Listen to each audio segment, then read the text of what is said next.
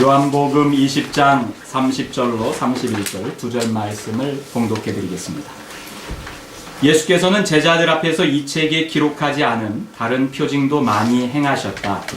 그런데 여기에 이것이나마 기록한 목적은 여러분으로 하여금 예수가 그리스도요 하나님의 아들이심을 믿게 하고 또 그렇게 믿어서 그의 이름으로 생명을 얻게 하려는 것이다. 아멘. 우리에게 주시는 하나님의 말씀입니다. 말씀 주시는 하나님께 감사드립니다.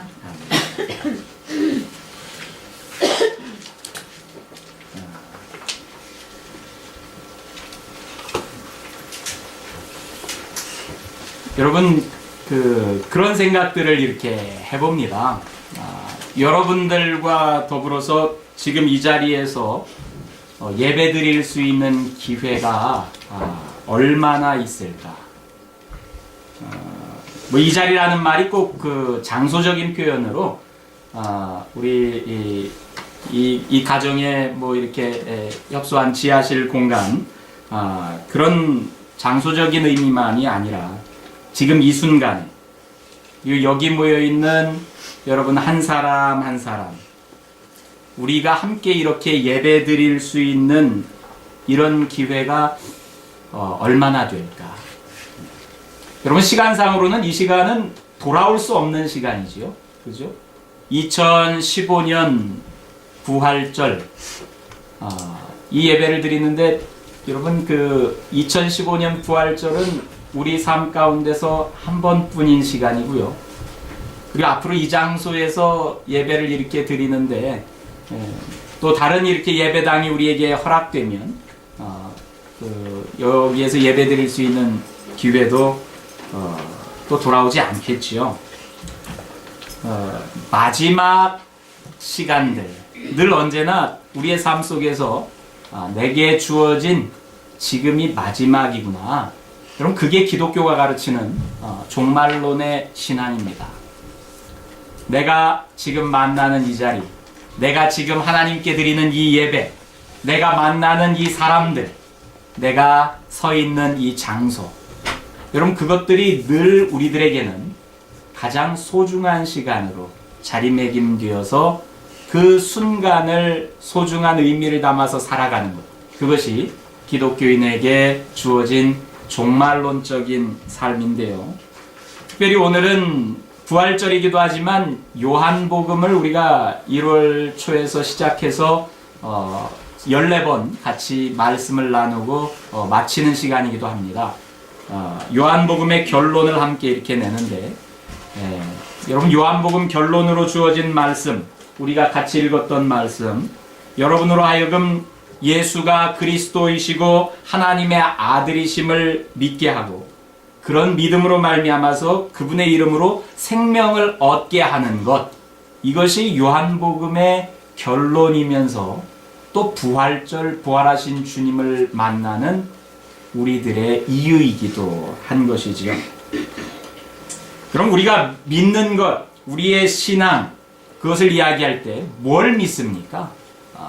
그럼 우리는 복음을 믿습니다. 내가 믿는 게 뭐지? 우리 기독교인들이 믿는 게 뭐지?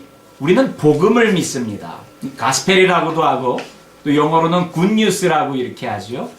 에반겔리온 그러는데 여러분 무엇이 우리에게 있어서 복음이고 굿뉴스냐? 무엇이 우리에게 기쁜 소식이냐? 여러분 요즘 풍삼초 풍삼기 가운데서 우리가 공부하면서 복음이 뭔지 복음을 설명하는 네 가지 이렇게 짤막한 문장들로 이야기를 하죠. 우리가 믿는 복음이란 게 뭐냐? 하나님이 우리의 주인입니다. 첫 번째로 그것을 우리가 같이 공부하고 있습니다. 하나님이 우리에게 주인이다 라는 의미는 하나님이 세상을 창조하신 분이고 나에게 생명을 주신 창조주 하나님이라는 이야기임과 동시에 하나님이 이 땅의 역사를 이끌어 가시는 분이고 내 삶도 주관하시고 이끌어 가시는 분입니다는 역사의 주인이라는 고백이 같이 담겨져 있는 말입니다. 하나님이 주인이십니다. 이것을 우리가 복음으로 믿습니다. 또 두 번째 요소는 하나님이 우리의 주인인데 나의 창조주이시고 내 삶을 이끌어 가시는 분인데 우리가 그 하나님을 뒤로 한 채 내 자신이 주인 되어서 살아간다고 주장하면서 소위 세상의 쉬리에 휩쓸려 사는 그런 삶을 살아간 우리는 죄인입니다 하는 고백이 복음의 두 번째 요소입니다. 하나님이 주인이심을 인정하고 내가 죄인인 것을 고백하고 죄인인 우리는 하나님께 나아갈 수 없는데 하나님께서 우리에게 찾아오셔서 우리에게 당신을 드러내 보여주시고 심지어는 우리의 죄값을 대신하기 위해서 십자가에 달려서 죽으시고 그리고 우리로 하여금 하나님께로 나아올 수 있도록 길을 열어주신 예수님이 계십니다. 그것을 믿는 것이 복음의 세 번째 요소입니다. 네 번째 요소는 우리가 그것을 믿으면서 예수 그리스도를 나의 주인으로 영접할 때 우리가 하나님의 자녀로 살아갈 수 있습니다. 구원받은 자녀가 됩니다. 이것이 복음의 네 번째 요소입니다. 우리가 믿는 것은 이렇게 하나님이 주인 되심과 내가 죄인 된 것과 예수 그리스도로 말미암아 주님께 다시 나아갈 수 있음을 우리가 이렇게 믿는데 여러분 이런 믿음 가운데 정말 이 기독교의 네 가지 핵심 진리 가운데 복음을 복음답게 만드는 요소가 있다면 그 네 가지를 우리가 어떻게 믿고 그 네 가지 진리 가운데 우리가 어떻게 나를 이렇게 하나님께로 나아가는데 뭔가 동력이 돼서 이끌어가게끔 할 수 있는 요소가 있다면 예수님이 부활하셨다는 겁니다. 그럼 기독교에 있어서의 핵심 진리 가운데서도 가장 코어 같은 정말 핵심 중에 핵심이 되는 요소가 있다면 부활신앙입니다. 우리가 예수님이 부활하셨습니다. 여러분 그것 때문에 하나님을 내가 믿습니다. 예수님이 하나님의 아들이신 것도 믿습니다. 그렇게 고백할 수 있는 거예요. 예수님이 부활하셨다. 그것이 없으면 여러분 기독교는 부활의 종교일 수도 없고 우리들 가지고 있는 부활신앙이라는 것도 사실은 우리가 믿고 있는 모든 것들의 기초가 다 흔들려 버리죠. 예수님께서 다시 사셨습니다. 죽음을 이기시고 다시 살아난 그 예수를 우리가 믿습니다. 죽음 가운데서 다시 살아나신 하나님의 아들을 믿기 때문에 그 예수를 만나서 나도 다시 살아나는 삶을 삽니다. 이게 여러분 예수를 믿는다는 거예요. 예수를 잘 믿는다는 것은 부활하신 예수를 만나서 그 부활의 삶을 내 삶 속에서도 살아가는 것을 의미합니다. 여러분 기독교인 그러면 교회 다니는 사람이 기독교인이 아닙니다. 기독교인 그러면 나 세례 받았어. 그게 기독교인을 이야기하는 것도 아니라고 그러지. 나 모태신앙이야. 그것도 기독교인을 이야기하는 게 아니에요. 기독교인은 예수를 만난 사람이 기독교인입니다. 내가 예수를 만났습니다. 그냥 예수가 아닙니다. 부활하신 예수를 만났습니다. 그래서 내 삶이 죽은 사람처럼 사는 것이 아니라 나도 부활하신 예수처럼 다시 살아나는 그 삶을 살아갑니다. 여러분 이게 우리가 기독교인이라는 것을 이야기해 주는 바고 여러분 교회라고 하는 것은 이렇게 예수를 만난 사람들이 이루는 공동체입니다. 여러분 교회에 가는 사람이 아니라 교회가 되시길 바랍니다. 예수님을 만나는 사람들이 되시길 바랍니다. 아멘. 여러분 오늘 말씀 속에서 요한 사도는 부활하신 예수님을 만난 처음 사람들의 이야기를 들려줍니다. 우리가 읽었던 요한복음 20장 30절 31절은 우리가 지난 시간에 이야기했지만 21장은 부록처럼 뒤에 이렇게 그 에필로그로 주어진 거라고 그랬지요. 사실은 20장이 요한복음의 끝인데 20장의 맨 마지막에 보니까 이 말씀을 내가 기록해서 여러분들에게 전해준 까닭은 여러분들이 부활하신 예수를 만나서 여러분들이 생명을 누려가는 삶을 살도록 하기 위해서입니다. 이렇게 이야기하는 거예요. 그 이야기를 하기 직전에 예수님께서 부활하셨고 그 부활하신 예수님을 만난 몇 사람들의 이야기를 20장에서 우리들에게 적어주고 있습니다. 여러분 성경을 보면 예수님께서 어제 그제 우리 교회적인 표현으로는 성금요일 굿 프라이데이 그러죠. 그 성금요일 오후에 십자가에 달려서 운명하십니다.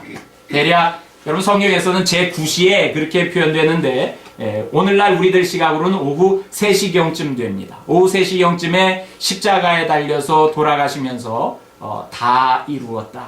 그렇게 말씀하시면서 운명하십니다.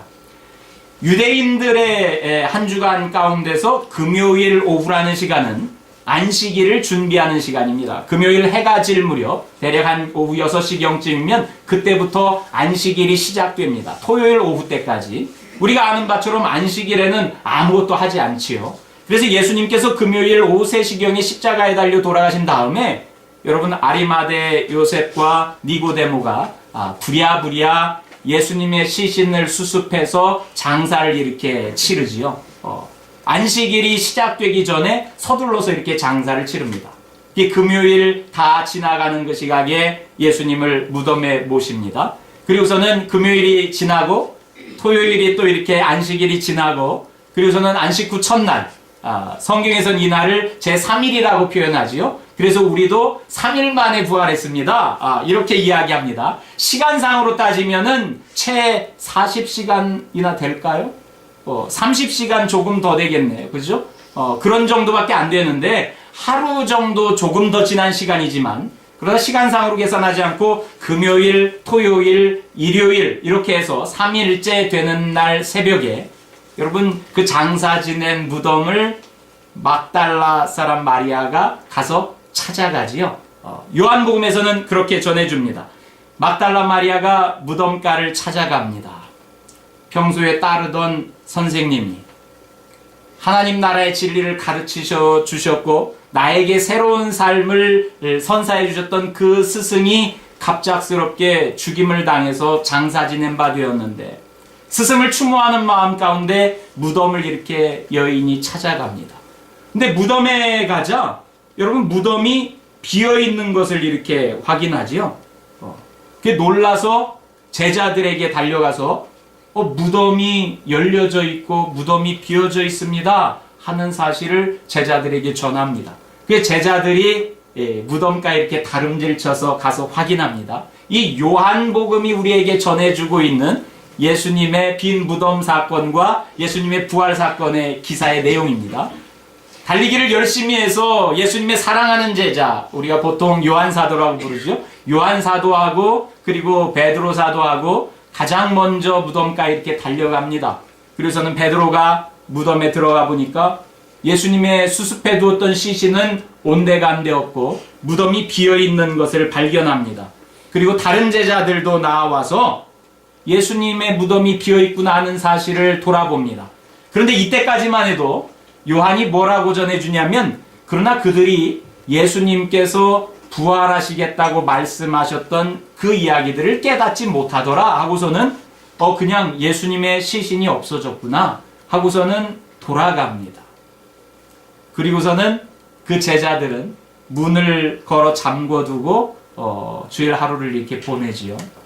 물론 그 제자들에게 예수님의 무덤이 비었습니다 하는 것을 맨 처음 전해줬던 그 마리아는 그만 그 자리에 낭망해서 주저앉아가지고 무덤가에서 우웁니다.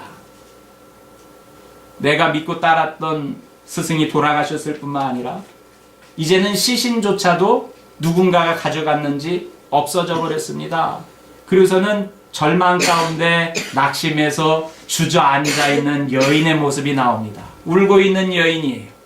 그 여인이 여러분 천사들도 만나고 또 예수님도 만나고 하는 장면의 이야기가 나옵니다. 예수님이 이 여자여 왜 우느냐 이렇게 이제 질문하기도 하지만 내 스승이 이렇게 없어졌다고 그를 혹시 당신이 옮겨 놓았거든 어디 두었는지 내게 알려달라고 내가 그를 모셔가겠다고 그렇게 이야기하지만 예수님께서 그녀의 이름을 불러주는 마리아야 하는 그 음성을 듣고서 마리아가 예수님인 것을 알아봅니다. 부활하신 예수님을 만납니다. 그래서 히브리 말로 라브니, 랍비님, 선생님 그렇게 불렀다고 이야기를 합니다.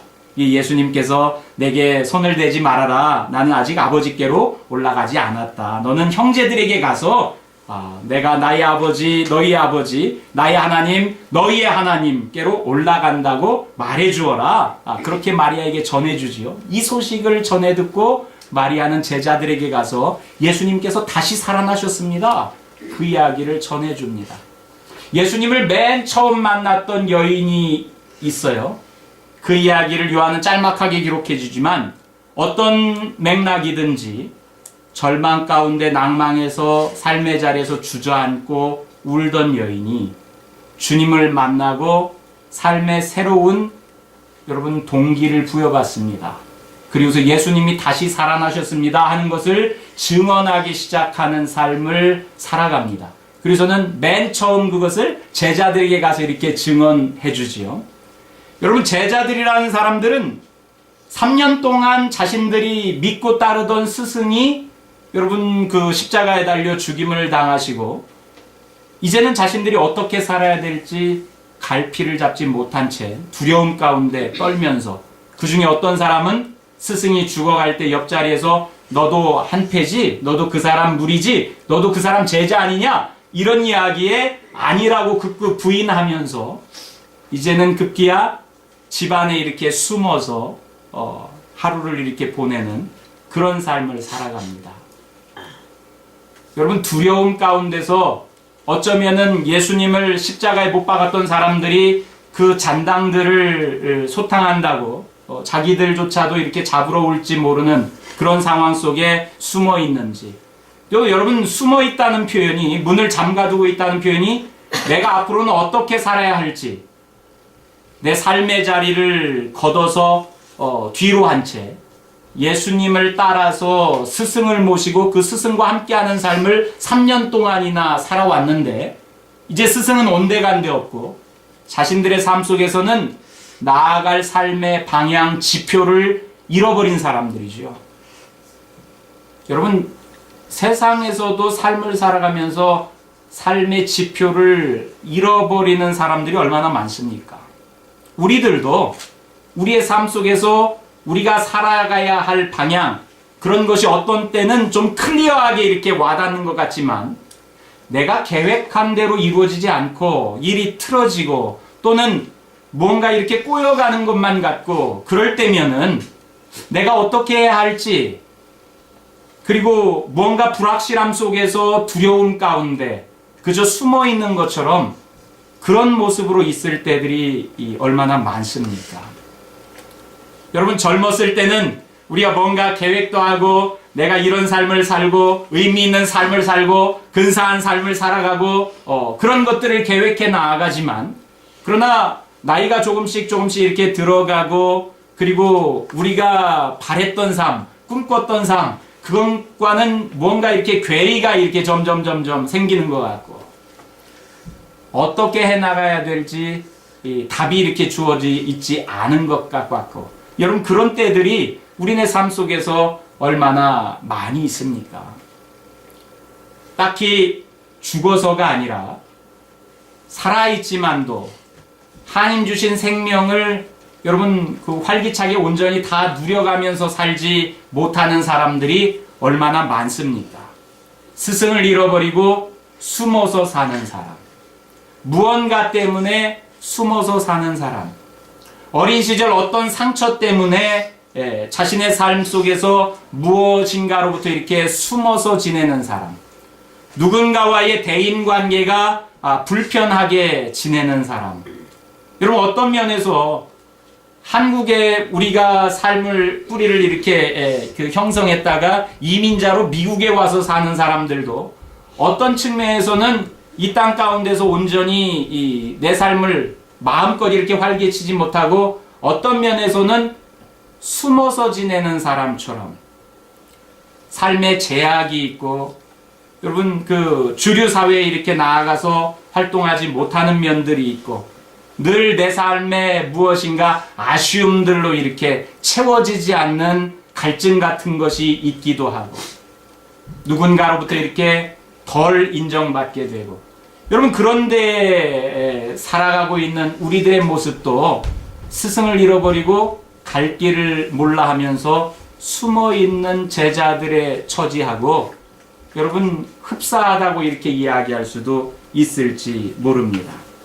근데 그런 사람들에게 예수님께서 찾아옵니다. 그리고 평안을 줍니다. 평안을 너희에게 주노라. 세상이 줄 수 없는 평화를 예수님이 줍니다. 그렇게 이야기를 하는데, 그동안 내가 나아갈 길을 잃어버리고 방향을 잃어버렸던 사람들에게 낭망하지 말고 실망하지 말고 절망도 하지 말고 너희에게 새로운 평화를 줄게. 그러면서 하나님의 숨을 불어넣어 줍니다. 여러분, 그 하나님의 숨이 성령 하나님이고요. 하나님의 영을 속에 불어넣어 줍니다. 그리고서는 새로운 삶을 살아갈 수 있도록 그 제자들을 이끌어 주십니다. 예수의 죽음으로, 예수의 죽음이라는 게 여러분 그냥 스승의 죽음만이 아니라 자신들의 꿈도 죽은 것이고, 자신들의 삶의 많은 요소들이 죽어서 그저 한 구석에 이렇게 움츠리고 숨어서 지내는 그런 사람들에게 하나님의 새로운 생명력을 예수님이 부어주시는 거예요. 여러분, 성령 하나님은 하나님의 생명력입니다. 우리에게 부어주는 하나님의 새로운 생명력. 내 자신이 움츠러들 때 내 속에서 나를 일으켜 주시고 기운내라고 등을 토닥여 주시는 그런 하나님의 생명력이 우리에게 부어주신 성령 하나님일 수 있어요. 여러분, 그 성령 하나님을 모신 사람들은, 그 제자들은 이제 삶이 달라집니다. 나아가서 교회를 세워나가기 시작합니다.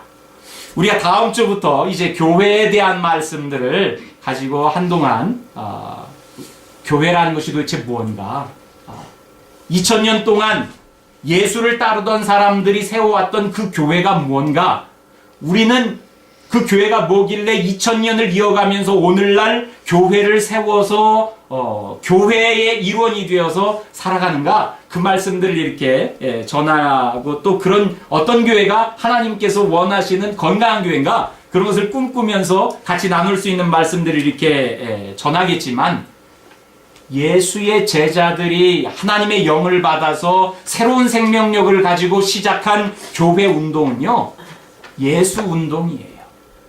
예수님이 3년 동안 하나님 나라를 전했던 그것을 이제 예수님을 대신해서 예수의 제자들이 가서 전하기 시작합니다. 때가 찼습니다. 하나님의 때가 찼습니다. 여러분, 회개하십시오. 여러분, 복음을 믿으십시오. 여러분, 이 예수 그리스도가 전했던 그 말씀들을, 하나님 나라가 가까이 왔다고 하는 그 말씀을 예수님의 제자들이 그 말씀을 전하기 시작하는 거예요. 이게 부활하신 예수님을 만난 사람들입니다. 여러분, 그 부활하신 예수를 만난다는 것은 예수 믿고 천당 가십시오, 이 이야기 이상의 것이지요. 여러분, 우리가 전도할 때 예수 믿어야 돼. 그래야, 예수 믿어야 영생을 얻고, 예수 믿어야 천당에 가고, 예수 믿으면 영원히 살 수 있어. 여러분, 그런 요소들이 예수를 믿어가면서 하나님과 함께하는 삶의 일부분을 표현하지만, 여러분, 전부는 아니에요. 죽은 다음에 내세지향적인 그런 신앙을 기독교가 이야기하는 것이 아니라, 예수를 믿고서 생명을 얻는다. 여러분, 그것은 예수를 믿는 그 순간부터, 이 땅에 남아있는 우리의 삶부터 시작하는 겁니다. 여러분, 그게 부활하신 예수를 만나는 이야기입니다. 요한 사도가 요한복음을 적어서 요한 공동체에게 전해준 이유, 오늘날 우리들에게까지 부활하신 예수의 소식을 전해주고 있는 이유는 그 이름으로 말미암아서 우리로 하여금 생명을 얻기 위해서 전해주는 겁니다. 여러분, 그 생명, 요한복음이 이야기하고 있는 영생, 그것은 죽은 다음에 이어져가는 계속 사는 삶, 그것만을 이야기하는 것이 아닙니다. 이 땅에서 살지만 하나님의 영과 더불어서 생명력 있는 삶을 살아가도록 하는 거죠. 죽어있는 사람처럼, 어떤 맥락에서는 숨어서 지내는 사람처럼, 어떤 사람처럼 여러분 그 자리에 주저앉아서 울면서 사는 그 삶이 아니라, 부활하신 예수를 만나서 새로운 생명력이 나에게 더해져서 여러분, 무엇인가 정말 표현할 수 없는 그런 극적인 생명력을 내뿜으면서 사는 삶이 부활하신 예수를 만나는 삶입니다. 여러분, 요한복음 말고 다른 공관 복음서에서는, 마태나 마가나 누가복음에서는 부활하신 예수님이 제자들을 향해서 야, 너희들 나를 만나려면 갈릴리로 가라, 이렇게 이야기하는 대목들이 나옵니다. 여러분, 예수를 만나려면 갈릴리로 가라, 그렇게 이야기하는, 갈릴리라고 하는 곳은 예수님께서 3년 동안 하나님 나라 운동을 일으켰던 곳입니다. 그게 사람들이 예수를 만나면서 삶이 회복되던 자리들입니다. 갈릴리에서 예수를 만난 사람들은요, 온갖 병자들이 병을 고침받고 새로운 삶을 살기 시작하고요. 여러분, 귀신 들렸다고 마을에서 쫓겨난 사람들이 귀신이 떠나가고 마을에 다시 돌아와서 융화되어지는 삶을 살아가기 시작하고요. 죄인이라고 사람들로부터 이렇게 거리낌 당하던 사람들이 그 죄를 용서받고 여러분 새로운 가족이 되어서 살아가는 그런 모습들을 보여줍니다. 그게 갈릴리라고 이야기를 하는데, 그 갈릴리, 요한복음에서는 21장에서 제자들이 갈릴리로 가서 고기잡이하는 삶이 이렇게 묘사되고 그곳에서 예수를 만나고 선교적인 삶을 이렇게 이어가는 모습들이 나오지만, 갈릴리라고 표현되는 것이 어디에? 우리네 삶의 자리입니다. 우리의 삶의 자리. 부활하신 예수는 부활절에 교회에 와서 설교 메시지 가운데서만 듣는, 여러분, 부활절에 먹는 달걀에만 담겨져 있는 그런 의미가 아니라 우리네 삶의 자리, 내가 일하는 자리, 내가 가정에서 가족들과 함께 있는 그 자리, 오늘 예배드리는 이 자리, 모든 자리를 표현해서 내가 살아가는 그 모든 내 삶의 자리를 성경은 갈릴리로 이야기를 하고, 그곳에서 부활하신 예수를 만나라고 이야기를 합니다. 우리네 삶이 치료되고 회복되는 자리입니다. 깨어지고 움츠려들었던 삶이, 주저앉아서 울고 있었던 삶이 회복되어지고 부활하신 예수를 만나서 새로운 삶으로 내 시야가 새로워지는 그런 것을 경험할 수 있는 자리가 우리의 예수를 만난, 부활한 예수를 만난 내 삶의 자리입니다. 여러분, 예수를 만나길 바랍니다. 부활하신 예수를 만나는데 지금 만날 수 있길 바랍니다. 여기에서부터 만날 수 있기를 바랍니다. 여러분, 지금 여기에서 예수를 만나면서 망가졌던 우리의 삶이 있다면 그 삶이 다시 살아나고 회복될 수 있기를 바랍니다. 관계가 깨어졌으면, 내 건강이 상해 있으면 여러분 그것들이 회복될 수 있기를 바랍니다. 일터에서든 여러분 우리의 가정에서든 또 교우들의 관계에 있어서든 깨어졌던 모든 관계들이 새롭게 회복되어지고 다시 살아나는 삶, 그 삶을 여러분 부활하신 예수를 만나면서 우리들이 같이 더불어 살아갈 수 있기를 바랍니다. 죄로 인해서 하나님과 우리의 관계가 깨어졌다고 성경은 이야기를 해줍니다. 하나님이 주인이 아니라 내가 주인 되어서 살았던 그 삶 때문에 하나님과 나의 관계가 깨어졌는데, 그 깨어진 관계의 회복을 위해서 예수가 십자가에 달려 죽으셨다가 다시 살아났습니다. 여러분, 하나님과의 깨어졌던 관계가 그분이 대가를 치르고 그분이 다시 살아나면서 우리도 하나님과의 관계가 다시 살아날 수 있는 것들을 보여줍니다. 여러분, 예수 그리스도를 세계의 4대 성인입니다, 이렇게 표현하고 훌륭한 스승입니다, 그렇게 가르치기도 합니다. 세상 많은 사람들이 고달마 시딸처럼 또는 마호메트처럼 공자나 노장 사상에 있는 그 도가 철학자들이나 그런 사람들처럼 역사에 큰 가르침을 가져다 준 인류의 위대한 스승입니다, 이렇게 이야기하는 사람들이 있을 수 있지만, 그러나 여러분, 예수는 인류의 스승 이상입니다. 무엇 때문에? 부활 사건 때문에 그렇습니다. 여러분, 그분이 십자가에 달려 돌아가시기까지만 했다면 오늘날 2000년이 넘도록 교회가 이렇게 세워질 수가 없습니다.